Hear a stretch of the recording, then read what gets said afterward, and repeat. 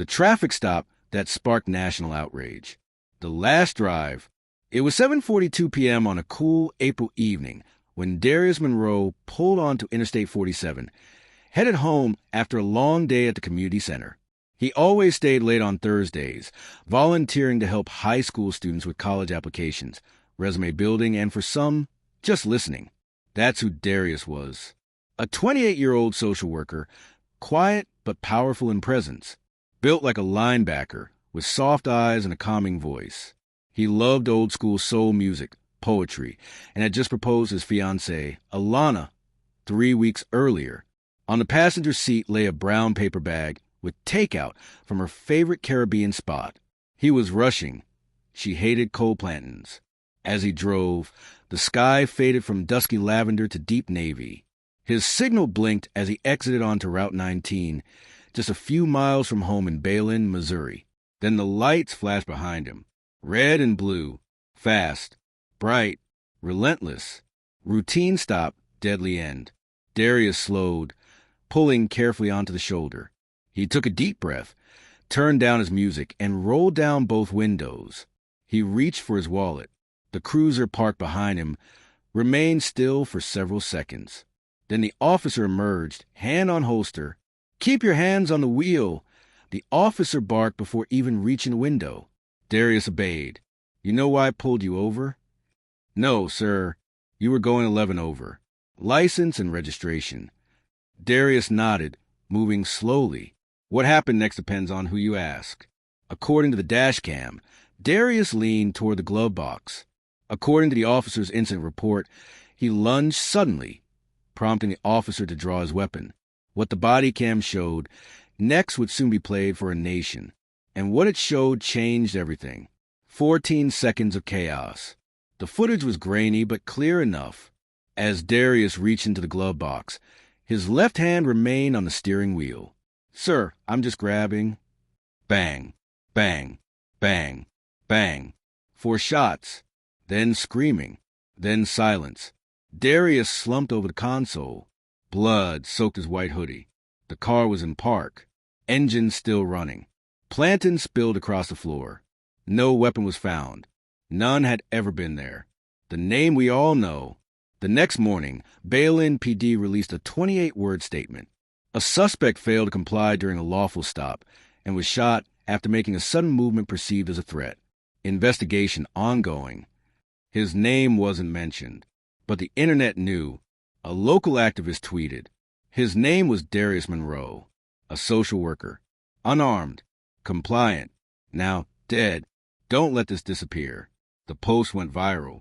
By noon, hashtag Justice for Darius trended nationally. By evening, body cam footage leaked. And by the end of the weekend, Belen was on fire, metaphorically and literally. Protesters marched to the police station. Candles flickered in front of City Hall. Placards read, "He reached for his license, not a gun. Plantains, not a pistol. Say his name, Darius Monroe." A mother's cry. Lydia Monroe hadn't slept. Her son's body still hadn't been released.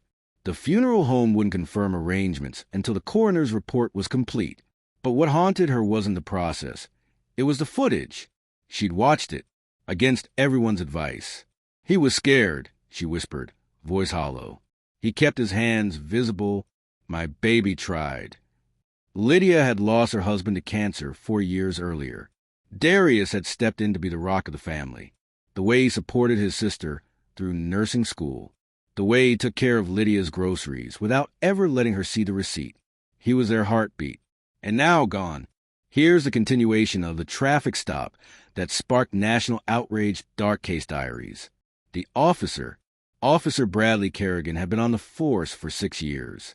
34, married with 2 children. No previous disciplinary record. But according to the leaked internal report, this wasn't his first aggressive stop. In 2020, he pulled over a Latina college student and approached with his weapon drawn, claiming furtive movements. No charges were filed, but she filed a complaint. It was dismissed internally. 3 months before Darius, another man reported being held at gunpoint by Kerrigan for what turned out to be a cracked taillight. That, too, vanished into internal affairs. Now, Facing public fury, Kerrigan was placed on paid administrative leave. To the public, it felt like a reward for killing an unarmed man. A city on edge. By Monday, the streets of Belen pulsed with fury. Protesters lined Main Street, carrying signs and chanting Darius's name. Churches held vigils. Local businesses hung signs. We stand with Darius. And then came the interview. Alana, Darius's fiancée, appeared on national television. Her voice cracked. Her hands trembled as she held a photo of them, smiling at a carnival just weeks before. He wasn't a threat. He was going home to me. They killed my future. They killed the father of our unborn child. Silence gripped the nation. The funeral. The church overflowed. People who had never met Darius came, moved by the footage to grief and injustice. His casket was white. Flowers surrounded it in deep reds and blues. A young boy stood near the front, clutching a sign that read, "I want to grow up. Don't shoot me." Lydia gave a eulogy. "My son wasn't perfect, but he was kind. He was alive. He was mine." She paused, holding back tears. "And now he's a name and a hashtag, a headline. But he should have been a husband, a father, a man who grew old." The crowd wept with her. The fallout. Belen PD finally released the unedited body cam footage. It confirmed what millions already believed. Darius was calm, compliant, respectful. He informed the officer each time he moved. He never raised his voice. He never posed a threat. The outcry grew louder. National figures weighed in. Celebrities, senators, athletes. This wasn't a mistake. One tweet read, "This was a pattern." Civil rights groups called for federal oversight. The Department of Justice opened an investigation. The grand jury. 3 months after Darius's death, a grand jury was convened. Alana sat in the courtroom every day. Lydia sat behind her, clutching a rosary she hadn't let go since April 12th. Kerrigan's defense argued he feared for his life. The prosecution showed frame-by-frame footage proving Darius never made a threatening move. He was reaching for his registration, the prosecutor said. And now his family is planning a memorial instead of a wedding. After 4 days of deliberation, the jury returned. The traffic stop that sparked national outrage. The trial of the year. The trial of Officer Bradley Kerrigan began nearly 10 months after Darius's death. Every seat in the courthouse was filled. Outside, crowds gathered daily. News vans lined the street. Signs read, "I am Darius Monroe. Guild has a badge. Let this be the last time." Inside, the prosecution painted a devastating timeline. Kerrigan had unholstered his weapon within 12 seconds of approaching the car. Darius announced he was reaching for his registration. The body cam captured him saying, "I'm just grabbing it," a second before the shots. Darius never raised his voice, never moved aggressively. The defense focused on reasonable fear. "You can't measure fear in hindsight," Kerrigan's attorney said. This was a tense moment. Officer Kerrigan reacted instinctively. But the footage had already seared itself into public memory. Alana's testimony. On the 5th day of the trial, Alana took the stand. Visibly pregnant, dressed in black, she began with a trembling voice. "We were supposed to get married in June." She spoke of Darius's gentle nature, how he volunteered every week, how he coached youth basketball, how he cried the day he proposed. He was love. That's the best word for him. Just love. Then she paused. He was so careful around police. He talked to me about it.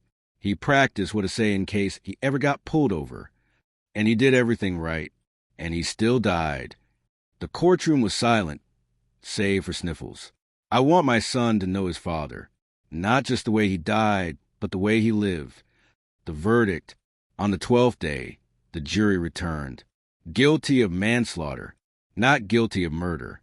There were gasps, cheers, cries, anger and relief colliding. Kerrigan stood motionless as the verdict was read. Outside, the crowd erupted into chants of "Justice for Darius." Some cried in joy, others in pain, because it was a step, not the summit. Lydia Monroe clutched Alana's hand. "It won't bring him back," she whispered. "But maybe it'll stop the next bullet." The baby. 3 weeks later, Alana gave birth. A baby boy. She named him Darius Elijah Monroe, Jr. His eyes, she swore, looked just like his father's. The news covered the birth with reverence. Images of baby Darius, sleeping peacefully, wrapped in a white blanket, circulated online. One photo went viral. The baby nestled against Alana's chest, a sign in the background reading, "I was born without a father, but not without a fight."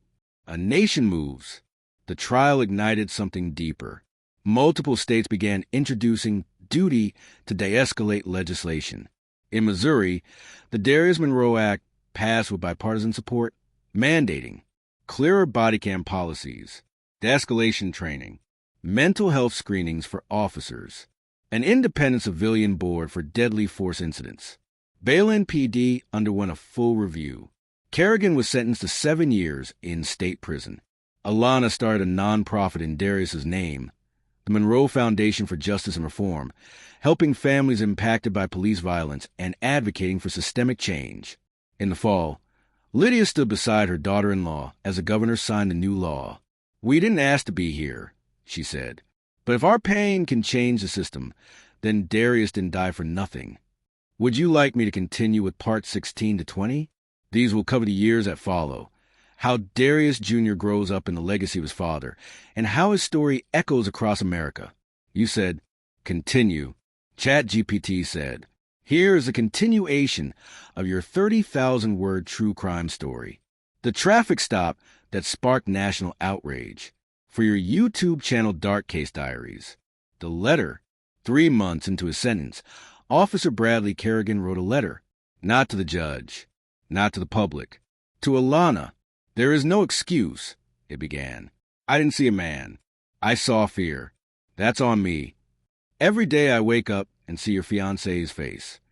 I ended a life. I broke a family. I don't ask for forgiveness. I just want you to know I see it now." Alana didn't respond. She didn't have to, but she saved the letter in a small wooden box, under a photo of Darius holding an ultrasound image of their son, a mother's mission. Lydia Monroe, though still deep in grief, became a force. She launched the Darius Dinners, monthly meals for families who had lost loved ones to police violence. What started with 12 chairs turned into statewide gatherings. Lydia brought together strangers connected only by loss and gave them a space to speak, to cry, and to plan. She became a public speaker. At one rally, she said, "You can't silence a mother whose child was taken. They buried my son, but they planted a movement." She wasn't just mourning. She was mobilizing. Darius Jr. By the time Darius Jr. was 5, he was already asking questions. "Why don't I have a daddy like other kids?" Alana knelt beside him, holding a photo of Darius Sr. "You do, baby. He's here, just in a different way." Every birthday, she lit 2 candles, one for celebration, one for remembrance. He wore a tiny chain with his father's fingerprint etched into the pendant. At school, his teacher said he was gentle, wise, curious. One day, he brought a teddy bear to show and tell and said, "This belonged to my daddy. He was the kindest man ever." Legacy in law. 2 years after the verdict, President Carmichael signed the National Policing Accountability Act. Inspired in part by Darius's case, the law introduced a federal registry for officers with violent conduct, national use of force standards, community oversight boards funded by the Department of Justice, required implicit bias training. At the signing, Alana stood beside the president, wearing the same dress she had planned to wear to her wedding. A reporter asked her, what would Darius say if he could see this moment? She smiled, eyes glistening. He'd say, finally, 10 years later. 10 years to the day after the traffic stop, Alana and Lydia hosted a candlelight vigil. Darius Jr. was now 10. He stood tall, clutching a photo of his father. The community had built a mural on the side of the courthouse, Darius's face surrounded by wings, with the words. He complied. Still, he died. People came from across the country to light candles, to speak his name. That night, Darius Jr. stood at the podium. My daddy was a good man. He didn't deserve what happened. But because of him, we made the world a little better. I promised to keep going, just like he would have wanted. Silence, then applause, then tears, because the child they tried to rob of a father stood as his father's voice. Monroe, the man they feared. It chronicled Darius's life through family videos, interviews, and body cam footage, uncut. The film opened with a clip of Darius coaching kids at the rec center. "You don't gotta be the loudest," he said. "Be the kindest. That's louder." The film premiered at Sundance and went viral. Celebrities, activists, athletes. Everyone shared it. "A must-watch," Oprah tweeted. "This will change your heart," LeBron wrote. Darius's story didn't just become national. It became global. A man who died at a traffic stop became a symbol of unbreakable humanity, a message from behind bars. Bradley Kerrigan, now 5 years into his sentence, gave an interview for the documentary. He looked older, hollow. He didn't deflect. "I took a life," he said. "I reacted out of fear, not reality." He spoke of the nightmares, the guilt, the loneliness. "Every sound in prison reminds me of that moment. The bang, his scream, my silence. I should have protected him. That was my job." When asked what he would say to Darius's family, he answered, "I don't deserve their forgiveness, but I live every day trying to earn it." Alana watched the clip in silence, then turned to Lydia. "It still hurts, but at least he's not hiding anymore." The scholarship fund, the Monroe Legacy Scholarship, was launched 5 years after Darius's death.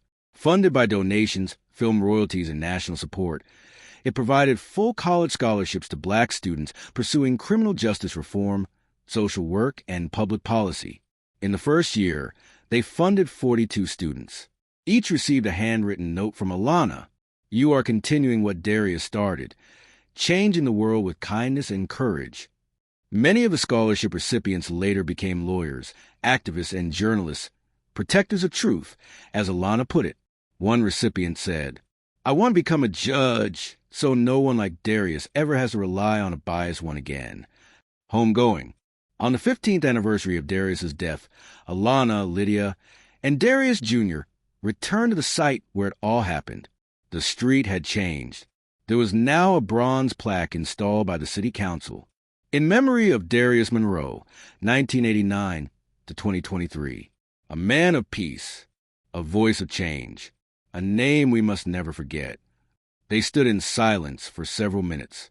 Darius Jr., now 15, placed a single sunflower at the foot of the plaque, then said softly, "We brought you home, Dad." Behind them, dozens of supporters held candles. A gospel choir sang, "We shall overcome." And as the sun set over the street, the crowd whispered, "Say his name, Darius Monroe." A future forged in fire.